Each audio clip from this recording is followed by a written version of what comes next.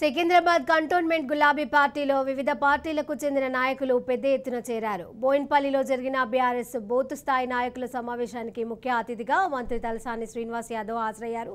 పార్టీలో చేరిన వారికి మంత్రి తలసాని గులాబీ కండువా కప్పి పార్టీలోకి ఆహ్వానించారు. పార్టీలో నూతనంగా చేరిన వారికి అభినందనలు తెలిపారు.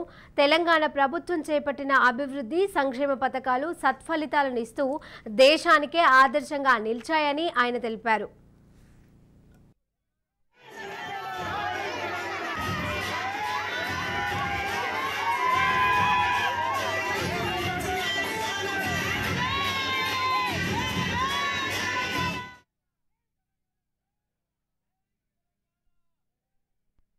और मन लेकर కొంత పర్సనాలిటీ ఉందంటే లేదు.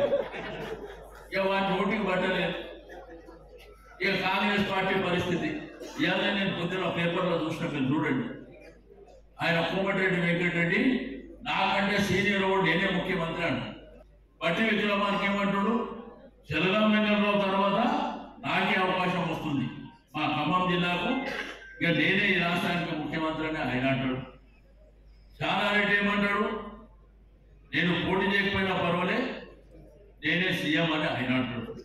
మరి వీళ్ళని సీఎంలో చేసుకొని వీళ్ళు కొట్లాడుకోనికే వీళ్ళకి ప్రభుత్వం ఇవ్వాలా? 50 ఏళ్ళు ఈ రాష్ట్రాన్ని దేశాన్ని పరిపాలన చేసేది, 11 సార్లు అధికారంలో ఉన్నారు. ఏం చేసేది? ఈ రాష్ట్రాన్ని ఏమైనా మార్చగలిగిందా? 24 గంటల కరెంట్ ఇవ్వగలిగిందా?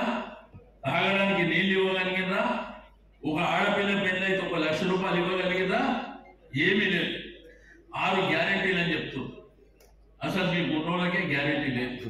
తప్పకుండా భారీ మెజారిటీతోని గెలిపించాలని ఈ సందర్భంగా తెలియజేస్తున్నారు. మరి అలానే ఇవాళ సాయంత్రం నుంచే మరి ఒక 10 రోజులు కూడా పాదయాత్ర మరి చాలా స్పీడప్ చేసి అందరూ కూడా మరి పాదయాత్రలో జాయిన్ అవ్వాలని ఈ సందర్భంగా తెలియజేస్తూ మరి ఇంకా విషయాలన్నీ మన సీనన్న మరి ఈ సందర్భంగా తెలియజేస్తారు. మరి ఈ యొక్క అవకాశం ఇచ్చినందుకు ప్రతి ఒక్కరికి కూడా పేరు పేరున నమస్కారం.